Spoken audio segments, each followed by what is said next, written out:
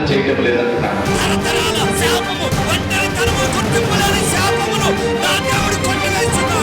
మన దేవుడు ఆశీర్వాదమిచ్చే దేవుడు, స్వస్థపరిచే దేవుడు, జ్ఞానమిచ్చే దేవుడు, బలమునిచ్చే దేవుడు, ఏ మేలు చేయక మానని దేవుడు. ఆయన ఎట్టివాడై ఉన్నారో మనము కూడా అట్టివారమే.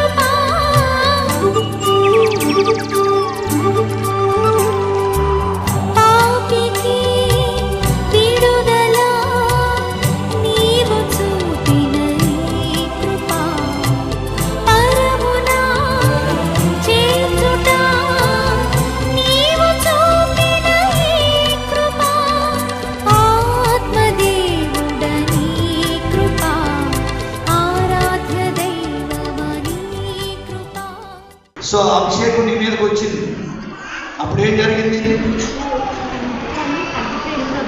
ఓకే, ఇక్కడ నొప్పి ఉండేది, తగ్గిపోయింది. ఏమైంది అప్పుడు తగ్గిపోయేటప్పుడు?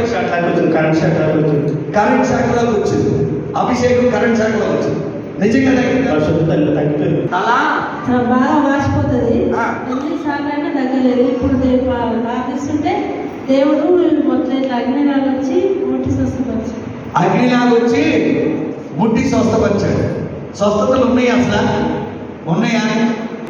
నాకు కరెంట్ షాక్లే కాచి నడుము తాకి కరెంట్ షాక్లాగా వచ్చి ఈయన నడుము నొప్పి తగ్గింది. హల్లెలూయా. ఈరోజు ప్రభు నాకు ఇచ్చిన వాక్యం ఏంటంటే, మొట్టమొదట ప్రభు అంటాడు, నా గొర్రెలు నా స్వరాన్ని వింటే. అంటే గొర్రెలనగా విశ్వాసి, కానీ అన్ని గొర్రెలు కూడా స్వరాన్ని వినలేవు. ఏ గొర్రె అయితే, ఈరోజు 3 మాటలు మీతో పంచుకుంటా. ఒకటి దేవుని స్వరం, రెండవది దేవుణ్ణి నమ్ముట, మూడవది దేవుని పట్ల విధేయత. స్వరాన్ని వింటూ దేవుణ్ణి నమ్ముకుంటూ ఎవరైతే ప్రభువుకి విధేయత కలిగి ఉంటారో ఖచ్చితంగా ఈ భూమి మీద వారు గొప్పగా వాడబడతారు, గొప్పగా దీవించబడతారు. ఆమేన్, హల్లెలూయా. మీరు కావాల్తే సామెతలు 3వ అధ్యాయంలో 1 నుంచి 10 వరకు 5 మర్మాలు ఉంటాయి. ఎవరైతే దేవునికి విధేయత కలిగి ఉంటారో వారు దీర్ఘాయువు, సుఖజీవము, శాంతి కూడా సంవత్సరాలు పొందుకుంటారు. 1-2 వచనాలు. అలాగే 3-4 వచనాల్లో ఎవరైతే దేవుణ్ణి ప్రేమిస్తారో మానవుని దృష్టి యందు, దేవుని దృష్టి యందు దయగలిగి ఉంటారు. ఎవరైతే దేవుణ్ణి నమ్ముతారో 5-6 ప్రకారం పూర్ణ హృదయముతో యెహోవా యందు నమ్ముకుంచువారు వారి యొక్క త్రోవలన్నీ సరళమవుతాయి. అలాగే దేవుని యందు భయం కలిగినోళ్ళు చెడుతనము విసర్జింతే వారి దేహానికి ఆరోగ్యం, వారి ఎముకలకు సత్తువ. ఎవరైతే వారు కలిగిన దానిలో, వారు సంపాదించుకున్న దానిలో 9-10లో వారు దేవునికి ఇచ్చి గణపరుస్తారు, వారి కొట్లలో ధాన్యము, క్రొత్త ద్రాక్షారసము ఉంటుంది. ఈ 5 దీవెనలు మీ జీవితంలో నెరవేరునుగాక. మొట్టమొదటిది, యేసు ప్రభు పరమ తండ్రి ఎలాగూ మాట్లాడతాడో ఒక్కసారి మనం తెలుసుకుందాం. చూడండి, మేఘము ద్వారా మాట్లాడేవాడు, అలాగే వాక్యము ద్వారా మాట్లాడేవాడు, ప్రవక్తల ద్వారా మాట్లాడేవాడు. ఎక్కడిది? పాత నిబంధన ప్రకారము. హల్లెలూయా. చూడండి, దేవుడు ఇతరుల ద్వారా కూడా మాట్లాడతాడు. మొట్టమొదటి మనం చూస్తే ఎబ్రీలు రాసిన పత్రిక 1వ అధ్యాయంలో 1-2 ప్రకారము ప్రభు స్పష్టంగా మాట్లాడుతున్న మాట ఏంటంటే, పూర్వకాలమందు నానా సమయములో నానా విధములుగా ప్రవక్తల ద్వారా మనతో మాట్లాడిన దేవుడు ఈ దినములో అంతమందు ఆయన మనతో మాట్లాడును అంటాడు. గుర్తుపెట్టుకోండి, ఎవరో ఏవేవో పరిశుద్ధాత్ముడు లేడన్నా, లేకపోతే అద్భుతాలు లేవన్నా అవన్నీ అబద్ధమండి. బైబిల్లో ఏవైతే ఉన్నాయో అవన్నీ కూడా దేవుడు మరలా ప్రభు అంటున్నాడు, నిన్న నేడు నిరంతరం ఏకరెత్తుకున్నాడు కనుక యుగాంతం వరకు ఉన్నానన్న దేవుడు ఆయన అన్నీ కూడా చేస్తాడు. పౌలు స్టేట్మెంట్ ఏంటో తెలుసా?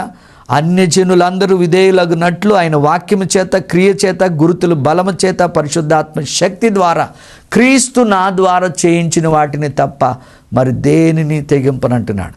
నానావిధ సమయంలో మాట్లాడిన దేవుడు పితరులతో ఈనాడు కూడా చూడండి అన్నిటికంటే వాక్యము ద్వారా కూడా ఖచ్చితంగా మాట్లాడతాడు. ఇర్మియా 1:11 ప్రకారం మనం చదివితే ఆయన వాక్యం అంట నెరవేరటానికి ఆతురపడుచున్నది అంటున్నాడు. నీకు స్వస్థత కావాలితే స్వస్థత వాక్యాన్ని పలకండి.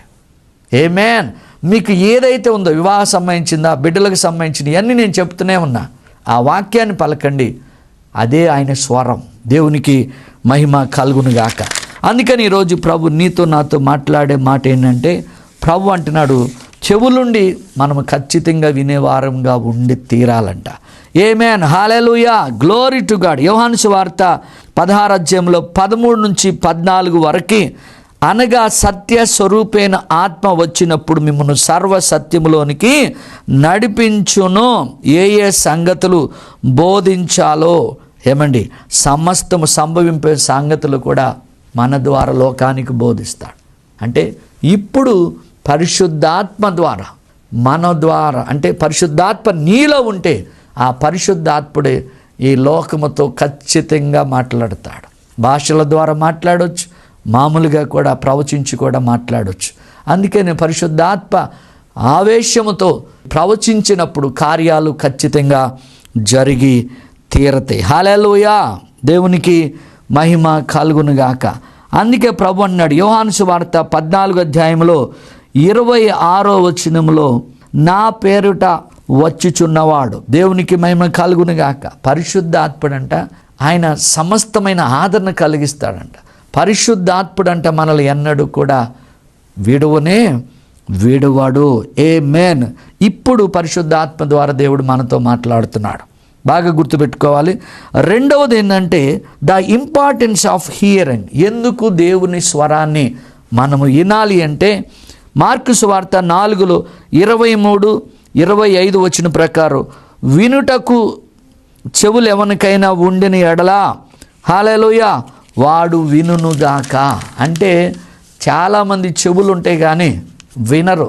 వాళ్ళు ఇలా తెల్లమొఖం వేసుకుని చూస్తూ ఉంటారు. ఏం వింటున్నారు కూడా వాళ్ళకి తెలియదు. హల్లెలూయా.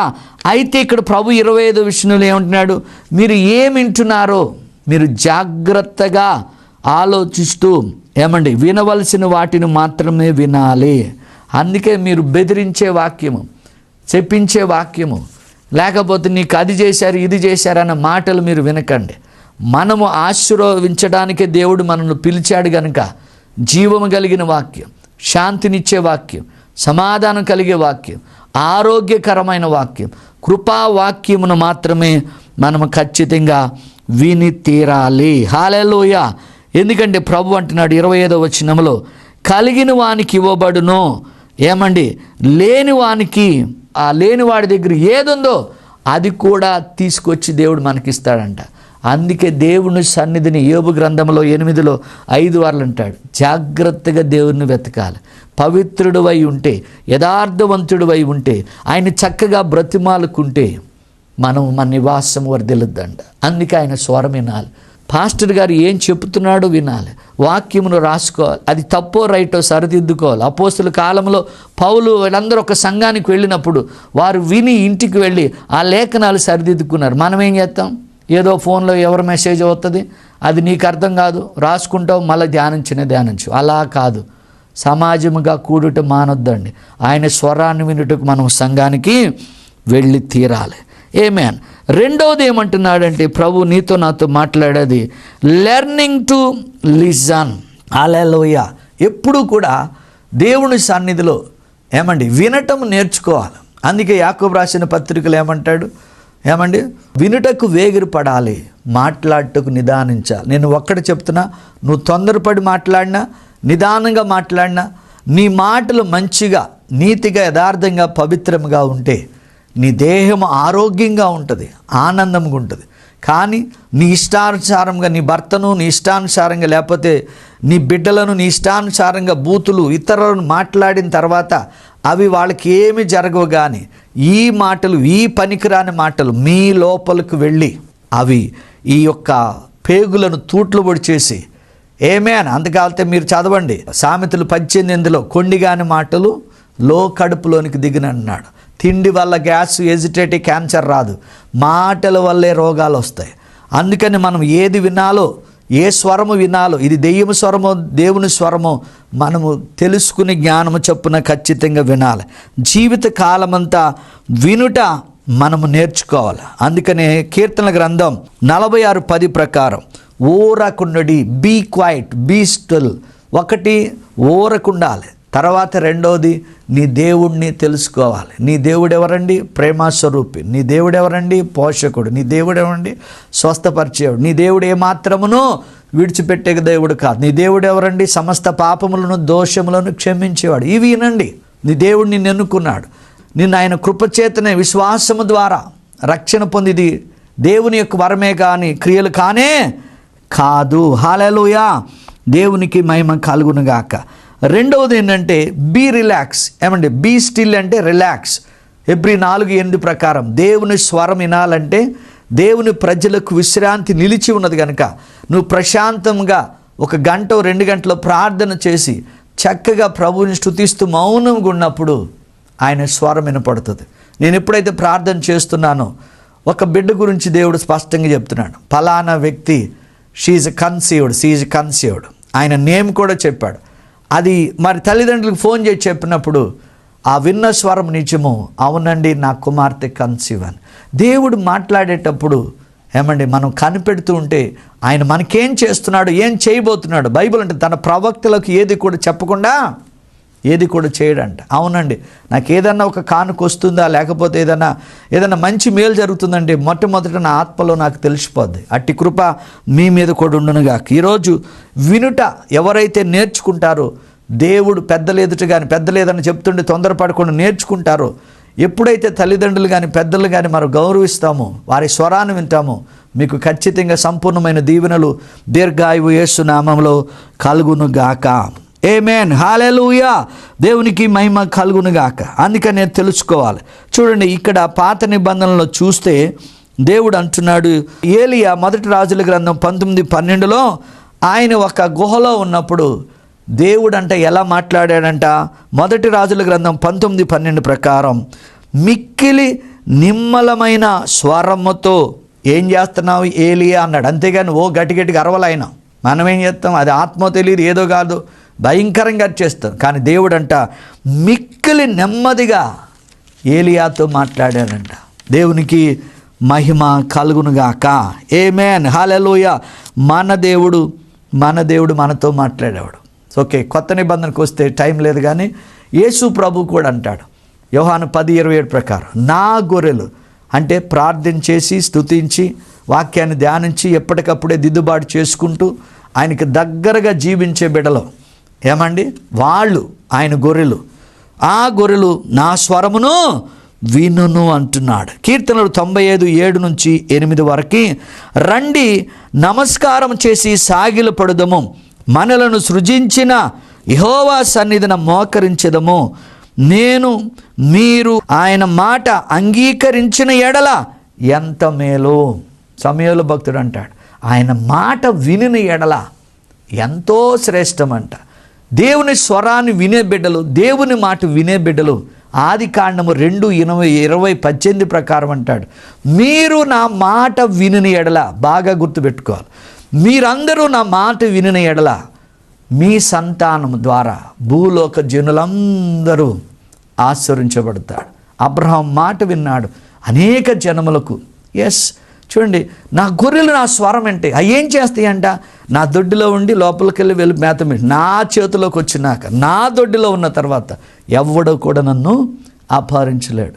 దేవుడు ఈ కాలమందు కూడా మాట్లాడతాడు. పోయి నీ గదిలోకి వెళ్ళి మోకరించి ప్రార్థించి, అంతేగాని వాళ్ళు అన్యాయం చేశారు, వీళ్ళు అన్యాయం చేశారు, వీళ్ళు నన్ను పట్టించుకోవట్లేదు. ఏమండి, మనుషులు నమ్ముటి కంటే, రాజులు నమ్ముటి కంటే యెహోవాను ఆశ్రయించటం మేలు. ఆయన అందరినీ ప్రేమించేవాడు, ఆయన పక్షపాతి కానే కాదు. హల్లెలూయా, దేవునికి మహిమ కలుగునుగాక. మొట్టమొదట స్వరం వినాలి. ఆమేన్. రెండవది ఏంటంటే ట్రస్ట్, ఆయనను నమ్మి తీరాలి. మూడవది ఏంటంటే ఆయనకు విధేయత చూపాలి. సామెతల గ్రంథం 3వ అధ్యాయంలో 5 నుంచి 6 వరకు నేను మరలా మీ కొరకు చదువుతున్నా. నీ స్వబుద్ధిని ఆధారము చేసుకొనక నీ పూర్ణ హృదయముతో యెహోవా యందు నమ్మిక ఉంచుము. మీరు 1% బయట ఉండి 99% దేవుని మీద ఆధారపడిన కార్యం జరగదు. 100% నీ శరీరము, నీ ప్రాణము, నీ ఆత్మ, నీ కుటుంబం అంతా సంపూర్ణంగా పూర్ణ హృదయముతో ప్రభు యందు నమ్మిక ఉంచి నీ ప్రవర్తన అంతటి యందు ఆయన అధికారమును ఒప్పుకుని ఎడలా అప్పుడు మీ త్రోవలన్నీ సరళమవును. నీ బిడ్డ పెళ్ళవుతుంది, లేకపోతే నీకు ఉద్యోగం వస్తుంది, నీ అప్పులన్నీ తీరుతాయి. నువ్వు అప్పు చేయవుగా అప్పిచ్చదు. కానీ నువ్వేం చేస్తావు? ఇక్కడ ఒక 2 వారాలు వస్తావు, ఇంకో చోట 2 వారాలు వస్తావు, ఇంకో చోట ఎక్కడికో పోతావు. పని ఉంటే అసలు ఆరాధనకే రారు. కొంతమందికి అసలు సండే అంటే బొత్తిగా భయం ఉండదండి. ఏమేన్ అది పవిత్రపరిచిన రోజు, ఆశీర్వదించిన రోజు కొంపలు మునిగినట్టుగా పరిగెత్తుకుంటూ ఉంటారు. అది ఎవరో దూరంగా ఉన్న ఆ చుట్టాలు, ఎక్కడ చుట్టాలు కూడా కాదు, ఏదో మాట వరుసకు పిలిచిన ఫంక్షన్లకు కూడా వెళ్ళిపోతారు. ఈ లోపు వచ్చేటప్పుడు ఏదో ఒక్కొక్క జరగరాని జరుగుద్ది. క్షమించాలి. సో ఫస్ట్ ఏం చేయాలి? దేవుణ్ణి పూర్ణ హృదయంతో మీరు నమ్మినప్పుడు దేవుడు మీ త్రోవలన్నీ సరళం చేస్తాడు. దేవునికి మహిమ కలుగునుగాక. రెండవది ఏంటంటే చూడండి, నమ్మటం అంటే టు సరెండర్, కంప్లీట్గా ఆయనకి సరెండర్ అయిపోవాలి. దేవా, నా శరీరము, ప్రాణము, ఆత్మ నీదే, నీ ఆత్మ ద్వారా నడిపించండి. రెండవది ఒబిడియంట్ అంటే టు సబ్మిట్, సమర్పించుకోవాలి, కమిట్ చేసుకోవాలి. ఆయన చెప్పిన మాట ఎందుకో తెలుసా? ఘనత ముందంట వినయం ఉంటుందంట. సో వినయానికి ముందు నమ్మకం ఉంటుందంట. ఎప్పుడైతే ఆయన మనం నమ్మామో మన త్రోవలన్నీ సరళమవుతాయి. ఎప్పుడైతే ఆయన యందు విధేయత కలిగి ఉన్నామో దేవుడు మనకు ఘనతనిస్తాడు. దేవునికి మహిమ కలుగునుగాక. అందుకే ఫస్ట్ది, దేవుడు మనల్ని ఎందుకు పిలిచాడంటే టు ట్రస్ట్ ఇన్ గాడ్. ఆయన యందు నమ్మిక ఉంచడానికి మనల్ని పిలిచి ఉన్నాడు. అబ్రహాం పిలిచాడు. ఏమండి? హల్లెలూయా. ఆదికాండము 22 ప్రకారము ఎంత నమ్మకం అంటే అబ్రహాముకి కుమారుని ఇచ్చాడు. కానీ అబ్రహామునంట 22:1 అంటాడు, అబ్రహామును పరిశోధించడానికి తన కుమారుని బలిగా ఇమ్మన్నాడు. నమ్మాడు, గర్భఫలాన్ని పొందాడు. ఇంకొక మెట్టు అతన్ని ఎక్కించడానికి ఆ యొక్క పరీక్షలో తన బిడ్డని ఉన్నప్పుడు సంతోషముగా పనిచేశాడు. అంటే పూర్తిగా దేవునికి, అయ్యా ఈ కుమారుని ఇచ్చింది నువ్వే, కానీ యెహోవా ఈరే ఆయన చూసుకున్నాడు. బలిగా వేరొక పొట్టేలను అర్పించాడు. తన త్రోవలను ఇంకా సరళమైన అనేక జనములకు తండ్రిగా ఉన్నాడు. రెండవది చూసి దేవుడు మనల్ని ఎందుకు పిలిచాడు అంటే టు ఒబే గాడ్. వీడు నాకు విధేయత కలిగి ఉంటాడు. చూడండి, ప్రపంచము తల్లకిందులైనా మరి ఈనాడు ఎట్లాగూ షాపింగ్లు, తినటము, తాగము, పెండ్లికి వెళ్ళటం, ఫంక్షన్స్ ఇలాగ ఎలా జరుగుతున్నాయో ఆనాడు కూడా నోవా కాలంలో జరిగినవి. కానీ ప్రపంచమంతా లోకములో దుష్టత్వంలో ఉన్నా కానీ నోవాహు మాత్రం దేవుని మాటకు విధేయుడై ప్రతికూల పరిస్థితుల్లో కొండ మీద తాను చెప్పినట్లు ఆ కొలతలతో తను ఎప్పుడైతే వాడను నిర్మించుకున్నాడో తన కుటుంబం అంతా, ప్రపంచం అంతా మునిగిపోయిందండి. కానీ 8 మంది ఆ రక్షణ వాడితో వాళ్ళు మరలా ప్రపంచాన్ని నిర్మించారు. ఆమేన్, హల్లెలూయా. అందుకని మనము ఆయనకి ఎప్పుడూ కూడా విధేయత కలిగి ఉండాలి. అందుకే దీనులు అంటే వినేవాడు భూమిని స్వతంత్రించుకుంటాడు, వాడు బహుక్షేమము కలిగి. 17 సంవత్సరాలకి నా ప్రభు నన్ను పిలిచిన నాటి నుండి నేటి వరకు వచ్చిన చిన్న మీటింగ్ కూడా ఇప్పటి వరకు ఫెయిల్ కాకుండా వెళ్ళి వాక్యాన్ని చెప్పి అనేక అద్భుతాలు ప్రభు జరిగిస్తూ అనేక మందిని కొలసి 1:13 ప్రకారం అనేక మందిని అంధకార సంబంధ అధికారం ఉంటే ఆయన రాజ్య నివాసులుగా చేస్తున్నాడు. దేవునికి మహిమ కలుగును గాక. అందుకే ఆదికాండం 6 ప్రకారం నోవాహు వలె మనము సంపూర్ణముగా విధేయత కలిగి ఉండి తీరాలి. ఎప్పుడైతే మనము సంపూర్ణముగా నమ్ముకుని సంపూర్ణముగా విధేయత కలిగి ఉంటామో the blessings of trust and obey, బాగా గుర్తుపెట్టుకోవాలి. పూర్తిగా సంపూర్ణంగా నమ్మినవాడు, పరిపూర్ణముగా విధేయత కలిగిన వాడికి 3 దీవెనలు ఉంటాయండి. 1 సమాధానం, 2వది ప్రొటెక్షన్, 3వది ప్రొవిజన్. ఆమేన్. ఏమండి? ఆయన సమాధానం ప్రతిపది కనుక ఎవరైతే ఆయన నమ్మారో, ఎవరైతే ఆయన యందు విధేయత కలిగి ఉన్నారో యెషయా 26:3 ప్రకారం నీ మనస్సు ఆయన మీద ఆనుకుంటుంది కనుక కంప్లీట్ పూర్ణ శాంతి కలిగి ఉంటాం. 2వది ప్రొటెక్షన్, ఆ నమ్మకం విధేయతలో ఉన్న ఆశీర్వాదం ప్రొటెక్షన్. హెబ్రీ 7:25 ప్రకారం సంపూర్ణముగా ఆయన నిన్ను రక్షించుటకు శక్తిమంతుడు. 3వది ప్రొవిజన్. ఆమేన్, హల్లెలూయా. ఆయన పచ్చిక గల చోట్ల మచ్చికగా పరుండ చేస్తాడు. 1 తిమోతి 6:17 ప్రకారం సమస్తమును నువ్వు సర్వము ఆయనకు లోబడినప్పుడు, విధేయత కలిగినప్పుడు సమస్తమును ఆయన నీకు ధారాళముగా చేస్తాడు. ఆయన కాపరి గనుక నీకు కొదువా ఉండనే ఉండదు.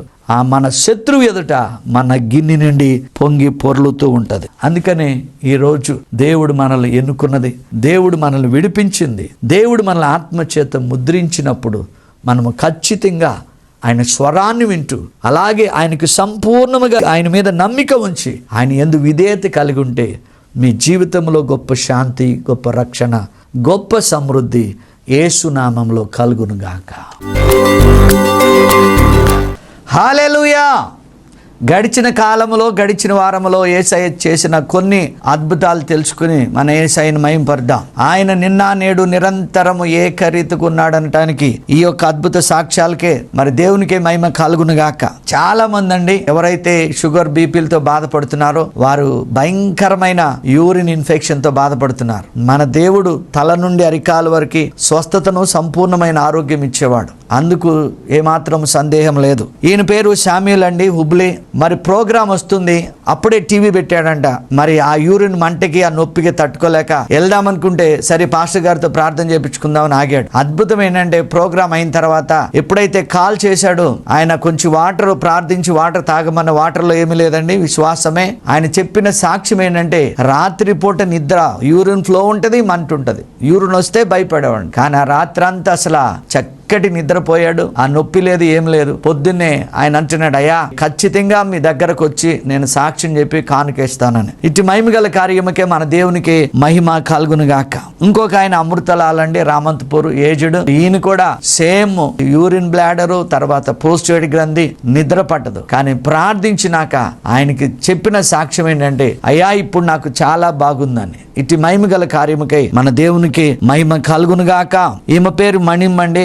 మరి ఆస్తమా, ఆయాసము, నిద్ర పట్టదు. 2 రోజులు కంటిన్యూగా ప్రార్థన చేశాం. ఇప్పుడు నాకు ఆయాసము తగ్గిపోయింది అయ్యా, ఇప్పుడు బాగుంది, నా సాక్ష్యం ఆమె చెప్పమన్న విశ్వాసముకై దేవునికి మహిమ కలుగునుగాక. హల్లెలూయా. గత వారంలో ఒడియారం వెళ్ళినప్పుడు, చేగుంట ఒడియారం తెలంగాణలో దేవుడు అనేక అద్భుతాలు చేశాడు. మీరు ఆల్రెడీ వీడియోలో చూశారు. కానీ ఆ తర్వాత మరి ఒక సిస్టర్ కల్పన, ఆమెను భయంకరమైన చీకటి శక్తి పడి ఆమె గర్జిస్తూ ఉన్నప్పుడు ఆ పాస్టర్ గారు నాకు ఫోన్ చేసి, అయ్యా ప్రార్థన చేయమన్నప్పుడు దేవుడు మన మాటని గౌరవిస్తున్నాడు. ఎప్పుడైతే కీర్తనలు 107:20 ప్రకారం, దేవా నీ రక్తము ద్వారా ఈ బిడ్డ ఎఫెసీ 1:7 ప్రకారం విడుదల పొందుకొనుగాక, నీ అగ్ని దిగునుగాక అన్నప్పుడు ఆమె నెక్స్ట్ డే మళ్ళా ఫోన్ చేసి, అన్న అప్పుడు ఏమైందో నాకు తెలియదు కానీ నేను ఆ దురాత్మ చీకటి శక్తి నుంచి విడుదల పొందాను. చెప్పాను, తల్లి వెంటనే నీటి బాప్తీసం తీసుకో అని చెప్పా. ఏమైనా ఇటు మహిమ గల కార్యముకే మన దేవునికి మహిమ కలుగునుగాక. ఈయన రఘు, మేడ్చల్ల,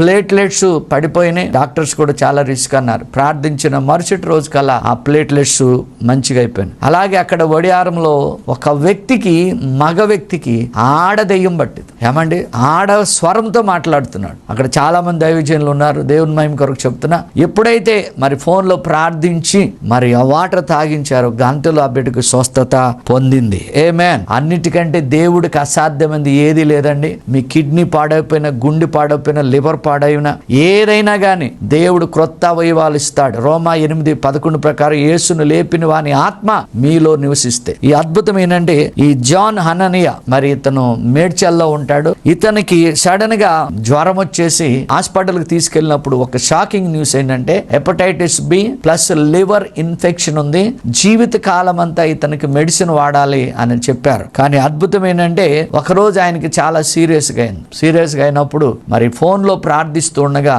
ఆ వాటర్, ప్రార్థించిన వాటర్ తాగంగానే, దేవుని మహిమ కొరకు చెప్తున్నాను, అతనిలో ఉన్న బలహీనత, నొప్పి అవన్నీ కూడా వెళ్ళిపోవటం. రిపోర్ట్ అయితే డాక్టర్కే పిచ్చెక్కిపోయింది. అసలు ఇంతకు ముందు ఏమన్నాడు, ఆ హెపటైటిస్ B లేదు, ఆ లివర్ ఇన్ఫెక్షన్ లేదు, కంప్లీట్ గా సంపూర్ణంగా స్వస్థత పొందాడు. కేవలం దేవుని మహిమ కొరకు చెప్తున్నా. ఆయన సాక్ష్యం మనం ఈ యొక్క ఎపిసోడ్ లో మీరు చూడొచ్చు. ఇటు మహిమ గల కార్యముకై మన దేవునికి మహిమ కలుగునుగాక.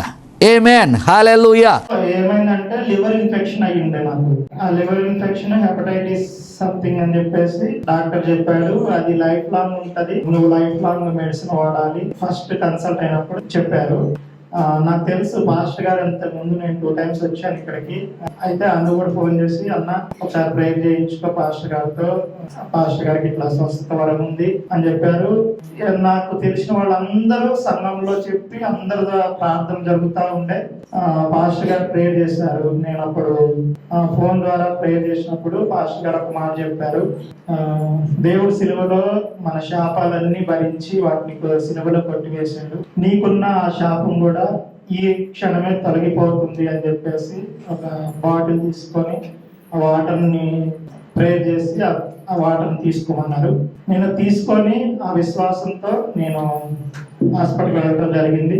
అక్కడ టెస్ట్ రిపోర్ట్స్ వచ్చిన తర్వాత ఆ డాక్టర్ గురించి ఒక మాట అన్నాడు, అసలు ఇంత హెపటైటిస్ అది వచ్చిన పర్సన్స్ ఇంత ఎర్లీగా, అంటే ఆ వైరస్ బ్లడ్ లో ఇన్ఫెక్షన్ అయి ఉండి అది ల్యాక్స్ లో ఉంటదంట.